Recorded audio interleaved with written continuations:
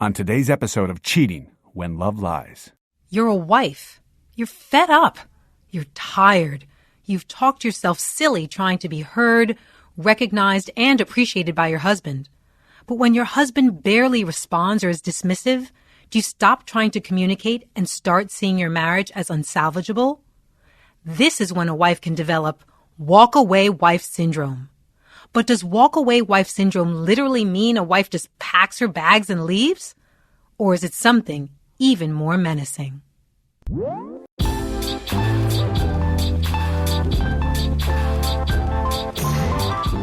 On this episode, I welcome back Ossiana Tepfenhart, provocative writer and commentator.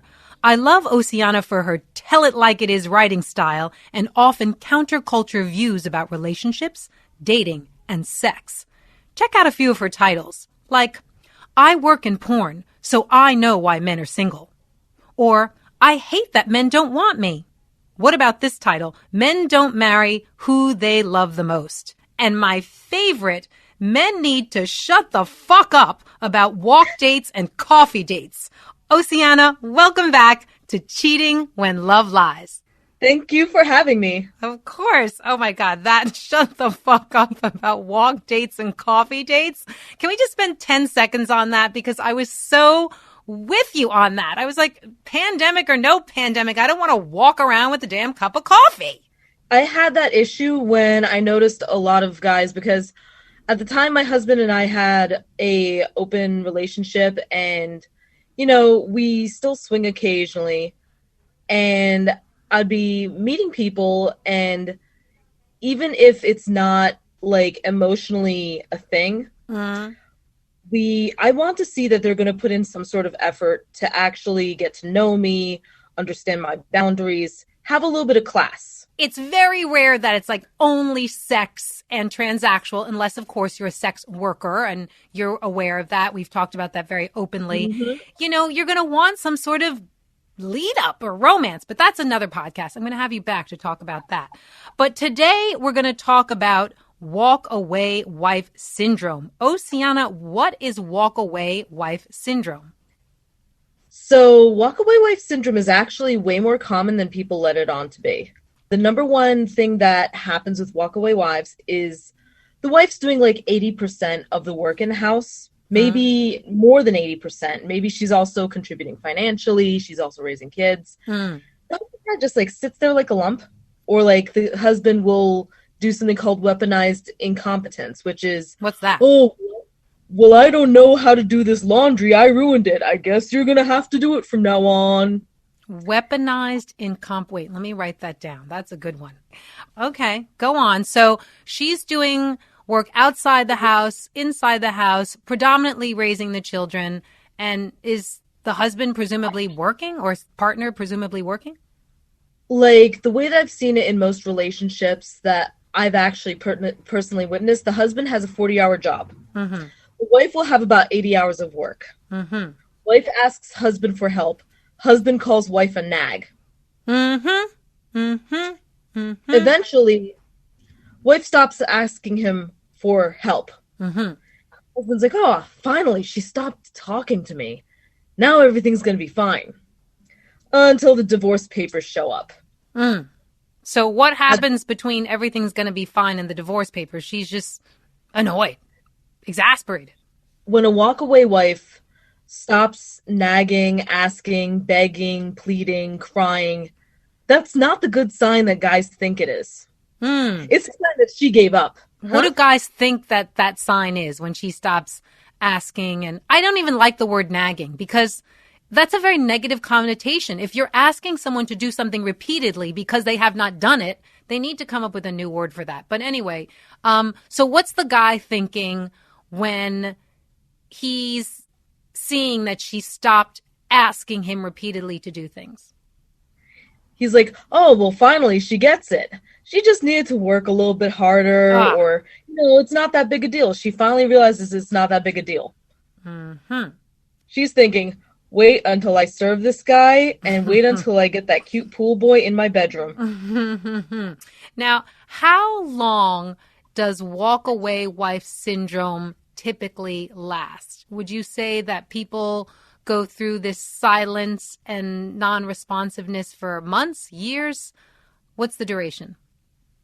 I mean, generally, it takes at least a year for most walk-away wife syndrome symptoms to develop. It takes at least a year for the woman to be resentful to the point where she's like, you know what, I don't even want to try with this dude anymore. Women aren't socialized to be very patient with men.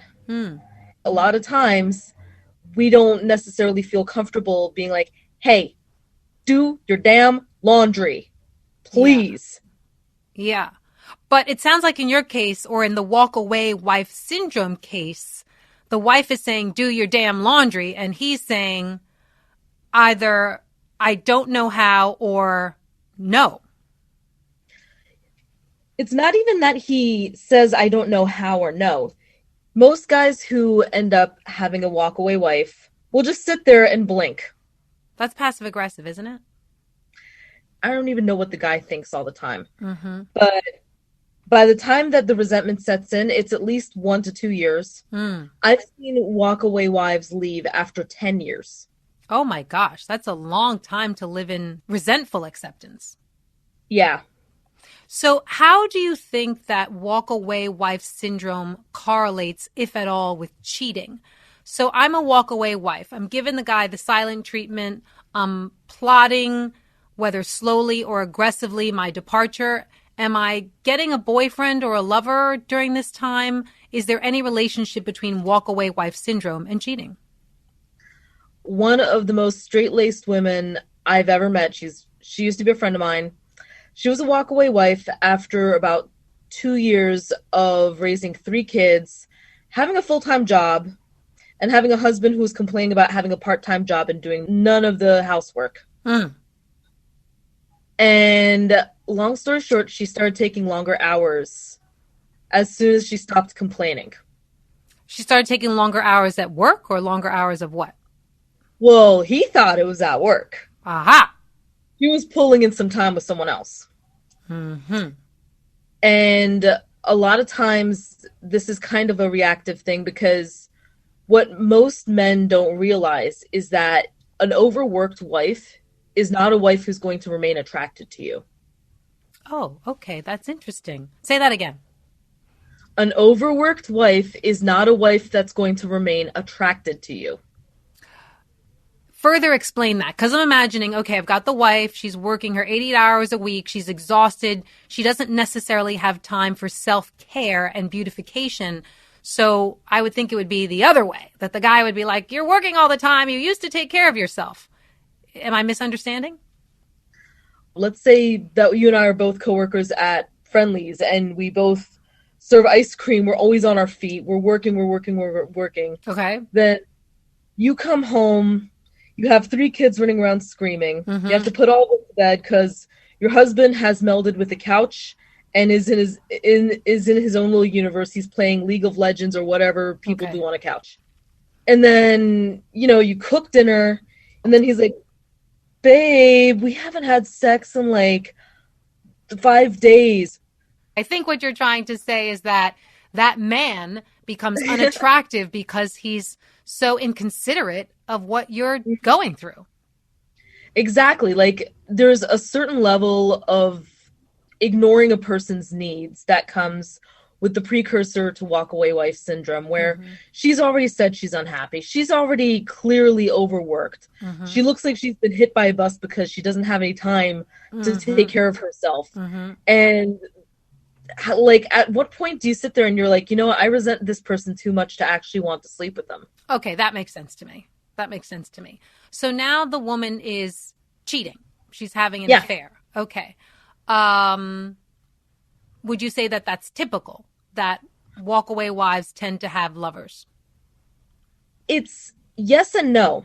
There seems to be 2 different types of walk-away wives. The first type is the woman who, after she's dealt all of this neglect from the man that she married, she feels extremely betrayed, not just by the man, but by men in general. Because she feels like she's been sold a lie. She was expecting a happy ever after. She was expecting a partnership. And all of a sudden, she's doing 80% of the work. Every time that she sees a man who is wooing her, she's going to go, oh, great. How long until this one turns into that one? Understood. Okay. And that's a trauma response, honestly. Yeah. PTSD. And it is PTSD. So that group of walkaway wives won't seek out affections or relationships with other men. They won't, and sometimes they'll stay single for the rest of their lives because of it. Or if they don't stay single, then they'll have a boyfriend who occasionally comes over, but they'll like live separately. Right. You're saying they never believe the fairy tale again. Most of them don't. Some may do a second marriage, but it's nowhere as trusting as the first. They always will have a prenup. They'll always have one foot out the door, which honestly is not that bad a thing. And now, a word from our sponsor. AG1, everybody. Athletic Greens is going to give you a free 1-year supply of immune-supporting vitamin D and 5 free travel packs with your first purchase. I started taking AG1 because I want an easier way to look and feel healthier and protect my immune system. I keep taking AG1 because it's an incredibly efficient and good-tasting way to achieve those goals. With 1 delicious scoop of AG1, you're absorbing 75 high-quality vitamins, minerals, whole food source superfoods, probiotics, and adaptogens. It's summer and I'm on the move. I travel with my AG1 because it's such an easy, convenient way to stay healthy. And it contains less than 1 gram of sugar. No GMOs, no gross chemicals or artificial stuff that's so against what I want to put in my body. And with more than 7,000 5-star reviews, I feel confident choosing AG1. Right now, it's time to reclaim your health and arm your immune system with convenient daily nutrition. It's just 1 scoop in a cup of water every day. That's it. No need for a million different pills and supplements to look out for your health. To make it easy, Athletic Greens is going to give you a free 1-year supply of immune-supporting vitamin D and 5 free travel packs with your first purchase. All you have to do is visit athleticgreens.com/cheating. Again, that's athleticgreens.com/cheating to take ownership over your health and pick up the ultimate daily nutritional insurance. What are 3, 4, 5 signs that I'm about to get the walk-away wife syndrome? The walk-away wife syndrome, you usually will know because you're getting increasingly angry at your husband for not pulling his weight. When you hear your husband say, "Stop nagging me," that's usually a very key indicator that you're going to eventually walk away from this man. Because the minute that they start accusing you of nagging, it means, 1, they've already stopped listening to your needs. Yes. 2, it shows that you're really angry at him for this. Yes, because you keep asking. With no positive response. And 3, it also means that not only is he reacting to you being upset about your needs not being met with indifference, he's getting annoyed, which is going to make you even angrier. Yeah, that is curious, right? He's now mad at you that you're mad. Okay. Of course. What happens to the children? So if the walkaway wife is walking around upset and in a sort of hostility, I mean, I don't blame the woman, but it's an expression of hostility to ignore someone or not talk to them, not be communicative with them. How do the kids respond to this?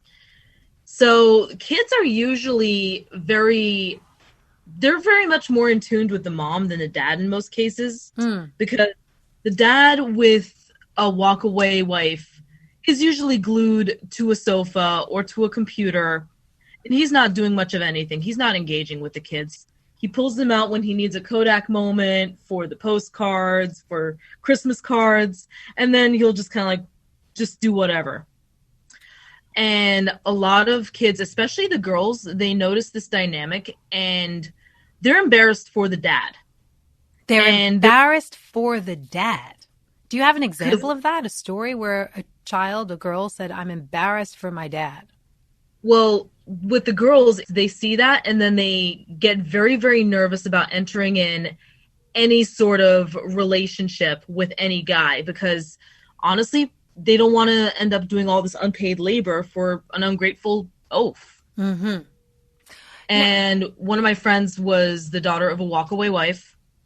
She started blossoming after the divorce. Really? Why do you think that is? Because she didn't have to see her mom, like, literally crying herself to sleep on the couch. Understood. And that kind of stuff is traumatic. And when the mom left with the kids started being like, listen, I feel a lot better about myself. I saw my mom stand up for herself. The walkaway wife's husband is usually the one who ends up suffering the most. So in that particular case, the guy whom the wife left, and she did finally literally walk away, how did his suffering manifest? Was he calling her up saying, I want back in? Did he develop some sort of substance abuse problem? What was the manifestation of his demise?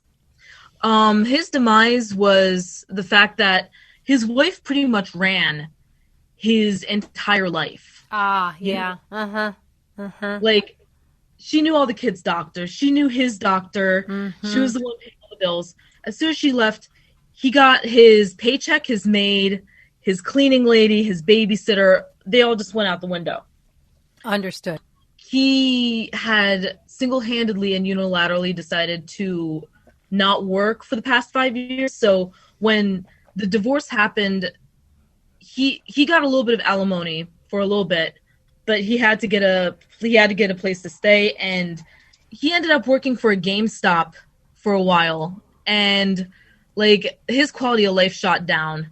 By the time that he wanted to stop the divorce, she was already out the door. There was no convincing her, and this is normal with walkaway wife syndrome. Back to the kids. So this daughter, she felt better when her mom finally divorced the dad. But tell me how the kids are responding during that 1 to 2 year period of silent hostility before the wife walks away. A lot of times the kids are embarrassed because dad's not around. The dad's completely off in his own little world. Mm-hmm. Sometimes the kids will actually pull the mom aside and be like, why are you doing this? Why are you putting up with him? Sometimes if they stay in a relationship like this long enough, they'll think that this is normal. I see. And then they'll end up in relationships where the girl's bending over backwards, the guy is completely emotionally unresponsive, and that actually hurts them more than the divorce would. Understood. He shouldn't be surprised when his wife leaves. He really shouldn't. He should be banking on it. Fair enough. So what you're saying is if you develop walk-away wife syndrome, let me rephrase that. If you develop legitimized walk-away wife syndrome, that the guy really is a deadbeat, that you shouldn't try and fix it through therapy, you shouldn't try and talk to your mom and work through it, you're saying it's a solid and legitimate motivation to eventually and literally walk away. Yeah, absolutely. What about same-sex couples? Is there a walk-away wife, I'm air quoting the word wife, in same-sex couples? Or do you think this is particular to the male-female hetero dynamic? I'm sure that there are some walk-away spouses in LGBTQ couples, but simply because of the dynamics and the way that we don't necessarily have a norm for the couples. Right. Yes. You end up having a lot more even partnerships. Right. That's interesting. Yeah, we don't have any sort of history of the fairy tale marriage. We don't really have any sort of social cues to pull from. And now, a word from our sponsor. AG1, everybody. Athletic Greens is going to give you a free 1-year supply of immune-supporting vitamin D and 5 free travel packs with your first purchase. I started taking AG1 because I want an easier way to look and feel healthier and protect my immune system. I keep taking AG1 because it's an incredibly efficient and good-tasting way to achieve those goals. With 1 delicious scoop of AG1, you're absorbing 75 high-quality vitamins, minerals, whole food source superfoods, probiotics, and adaptogens. It's summer and I'm on the move. I travel with my AG1 because it's such an easy, convenient way to stay healthy. And it contains less than 1 gram of sugar. No GMOs, no gross chemicals or artificial stuff that's so against what I want to put in my body. And with more than 7,000 5-star reviews, I feel confident choosing AG1. Right now, it's time to reclaim your health and arm your immune system with convenient daily nutrition. It's just 1 scoop in a cup of water every day. That's it. No need for a million different pills and supplements to look out for your health. To make it easy, Athletic Greens is going to give you a free 1-year supply of immune-supporting vitamin D and 5 free travel packs with your first purchase. All you have to do is visit athleticgreens.com/cheating. Again, that's athleticgreens.com/cheating to take ownership over your health and pick up the ultimate daily nutritional insurance. Let's spend a second on this coffee date thing. Just a minute before I let you go. Tell me why you can't stand those walk dates and coffee dates that started during COVID, right? We can't see each other, so we'll communicate online. Then maybe we'll do some FaceTiming, and then it will graduate to, drum roll, I'll meet you for coffee and we'll walk around. What is that? What is that? I hate it. I'm not the only one who hates this among my group of friends. My single female friends can't stand it either. Why do you hate it? And then I'll tell you why I hate it. Well, I hate it because it's low effort, and I understand that a lot of people view this as a safety thing. Like, they want to go out for coffee to make sure that the guy is, safe, sane. If I'm being asked out on a date, I'm already talking to you for a while. Mm-hmm. So if you can't come up with anything better than a coffee and then putting your arm around me and putting your arm around my husband and be like, so how about we have a threesome? I'm going to be pissed.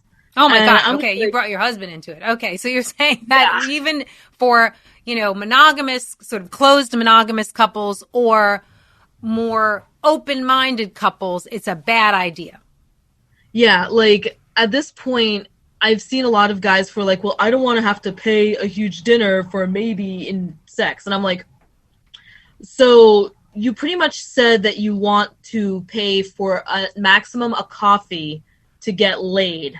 Oh. Do you realize, first off, there's a lot more risk for a woman than there is a man in the dating world. Bravo. Mm-hmm. And I'm sorry to say, makeup, hair, heels, yes, those things. Yes. Finally, somebody who understands what I'm talking about. Yes. The pre-date prep is expensive. Your nails are gorgeous. Mm-hmm. My nails are beautiful. They're my real nails. And they still cost $90. Those are your real nails? Yeah. I don't believe it. She's got beautiful, long, pointy nails. Beautiful. Well, God bless you. Yeah, no, it's so true. It's so true that the date starts 2 days before when you got to get your eyebrows waxed and all that stuff. So there is an investment. So I really do take umbrage to the guy that's like, well, I don't want to pay. Besides the fact, I don't ask anyone to step outside of what they can afford. Don't go take out a loan to go on the date, but make an effort. Show some effort. At least take me to a taco truck. Right. That's creative. Exciting. Yeah, it's creative. It's thoughtful. It's cool. Yeah. Or heck, my husband, when we first started dating, my husband was, he was working part-time at a minimum wage job. That's all he could get in his area. Well, because he's only 20-something, Ossiana. I think he was 19 at the time, actually. Oh, God. Hey, some people would say that I am robbing the cradle, but let's just be honest, he's robbing the grave. Is the legal age 21? Because I don't want to be, I don't want any cop showing up. It's 18. It's 18. Okay. 18. All right. See, I gave a little bit of leeway. All right. But he brought me to his favorite sub shop, and he bought us a submarine sandwich, and he took me for a walk throughout town, and that was all that he could afford. Okay. But he still tried something. Freeze frame. When you said it was his favorite, I was like, okay, I'm into it already. Because if someone is going to share with you something that's important to them, already that shows some investment and effort. Exactly. And he taught me all about the secret menu. And I was like, okay, this guy's actually trying. He can't afford much. Yes. Exactly. our first date probably wasn't even as much as $11, but you know, It's the effort. it's the effort. And walking at a Starbucks and then being told, hey, you're kind of hot, we can order pizza at my apartment. That's a good way to be like, okay, I don't know who you think I am, but Right. That's not okay. Yeah. Yeah. Show some effort. It's the same with apartment dates. Like, I know that the dude's going to order pizza and Apartment expect... dates. Oh. Like, I've seen guys try to pull that, and it's so low effort, it's so disgusting. And then these same guys have the nerve to whine and be like, well, I'm sorry, you're so entitled, expecting me to pay for dates and go outside. I'm like, Yeah. if you're like this now, Yeah. What are I you don't going to even be? want to know what you're like in bed. I am sorry, but my vibe can do better. Okay, last question. So you're saying that there's a correlation between the way the guy sets up the date and how he's going to be in bed? Yeah, absolutely. Really? That's just your own anecdotal evidence, or do you have something to support It's my anecdotal evidence, and if you think about it, it makes sense. What's the number one issue that you've noticed with guys in bed? Because I can tell you mine. I don't know. It's been a long time. I don't know if I'm noticing anything. Well, I've slept with several hundred people I know. because of Your sex what work. I've done, Mhm. my backstory. Mhm. And the number one thing I've noticed is that for guys, the sex ends when they pop. Mhm. That's it. They don't really do any foreplay. They're all about the main event. Mhm. They don't really put any sort of focus on the girl. They don't want to know what she likes. It's just in, out, wham, bam, thank you, ma'am. Mhm. That's low effort. Mhm. And you know what? That's not the type of sex I want to have more than once with a person. Right. So Like, you're saying that effort about the coffee or the date is the same. That makes sense. Okay. Yeah. Is there anything else that you want to say about walk-away wife syndrome? Yes. Believe it or not, a lot of the husbands who have walkaway wives end up being decent spouses the second time around. Oh, I love ending on a happy note. Explain that. Yeah, because they learned their lesson. They just had, like, somebody who they thought that would always be there just walk out on them. And by the time that they realize what they're losing, that's when they're like, oh, wow, I was a complete and utter selfish prick. There is a guy who has an entire blog devoted to this. Oh, okay. You want to tell us what that is? He's the one who wrote, my wife left me because I kept putting the dishes near the sink. Okay. And he has an entire blog about how he's learning to be a better husband for the next one. Oh, that's optimistic. I like that. Okay. So So because go ahead. just because he was a walkaway husband last time does not mean that will happen this time. It's up to the woman to see if he's still putting in that effort 1 year down the line. So the happy ending to this is that the walkaway wife learns to pick better. Mm-hmm. And the husband left behind learns his lessons and says, you know what? I better start listening to my wife or my partner because otherwise they'll leave me. Some will learn, others will just kind of rot, but by the time that they rot, they kind of look like the Ark of the Covenant, opens Okay, on I them. was trying to end on a positive note. Help me. I'm gonna Okay. I'm gonna cut before we get to this part. I want to be positive. Yay. Ossiana Tepfenhart, always great seeing you and talking to you. Any social media handles you want to tell us about? Yes, my Instagram is ossiana.makes.content. Spell Ossiana. OSSIANA, N as in Nancy. Perfect. Okay, Ossiana, thank you so much. I'm sure we'll see you again soon. Thanks for coming on to Cheating When Love Lies.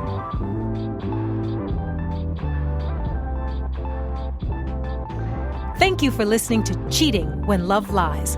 Please continue to subscribe, rate, and share. And I always love to hear from you at Jillianhamilton.online. Thanks so much for listening. See you next time.